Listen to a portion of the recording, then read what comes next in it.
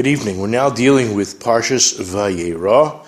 That is chapter 18, verse 1 in Genesis, in Bereshit.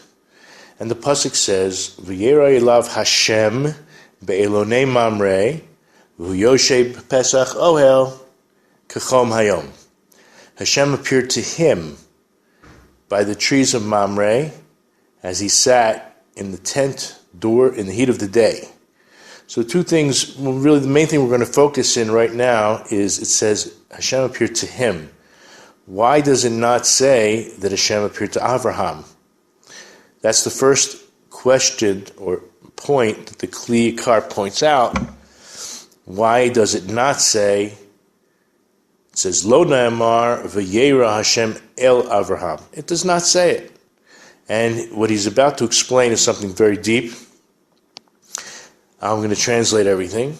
Lefi sheshemo v'atzmuto hayushnei fachim. There's a difference. This is not the first time, maybe it's the first time so far, but it's not the only time, I should say, that the Kli Yakar will point out that there's a difference between someone's name and who they really are.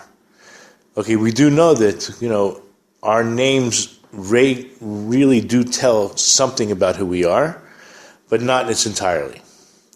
So there's something different about the name Avraham and what it represents and who Avraham became, or really is on the deepest inside level.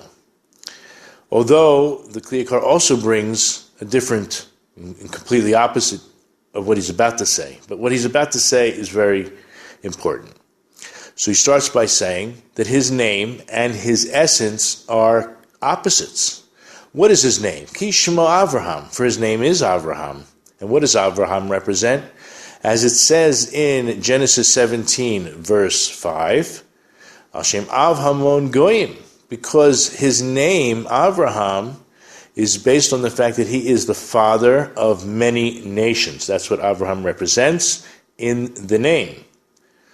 Moire al hasrara v'hitnasut. That name itself represents authority, power, royalty. But what about his essence? What did he become? It's true that he still became and is the father of all these nations. But we know va'atzmuto hayako anava, that his essence is entirely humble, obedient. Kikain moire amashneemar. Certainly, this reveals what had already been said, right? What he is about to say in Kaf Zayin, in verse Kaf Zayin of this parak, where he says Anochi Afar Va'efar.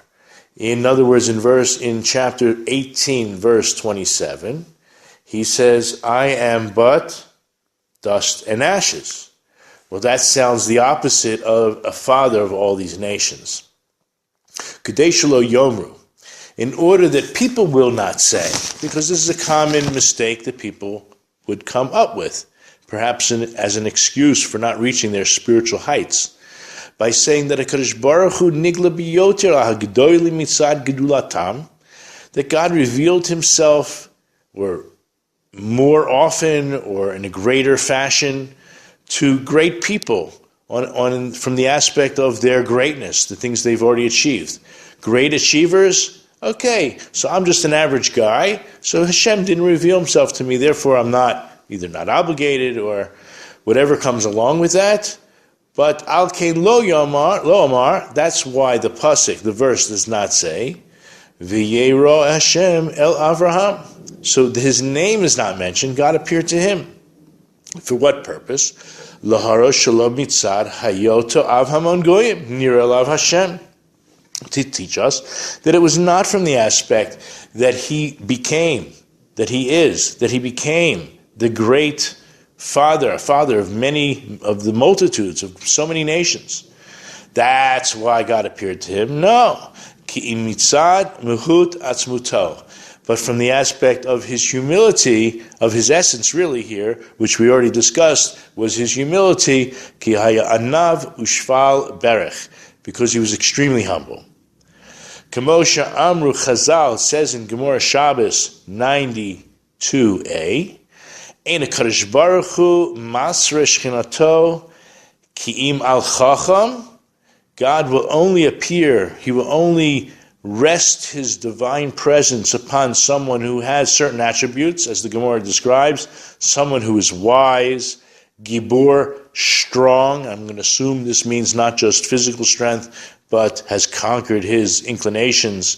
Ashir, it could be, very well be, someone who is wealthy, but it could also mean someone who is content with his lot. Va'anav, and someone who is humble. L'chach ne'emar, that's why it says, Vayeira elav, that God appeared unto him. Who's him? It's second person, not first person. B'shvil atzmuto, because of his essence. Hamoira al anava, which we already said, and we'll say it again, that teaches about his humility. V'lo ba'avor shemo, and not on account of his name. The whole concept of this verse is that God appeared to him at this particular place called Aleinu Mamre, the trees, or some translated as the plains of, a particular person named Mamre. But the reason was not lo ba'avor shemo, not on account of his name, hamor al hafach, but rather it teaches the opposite. It was on account of his anava, on account of his humility.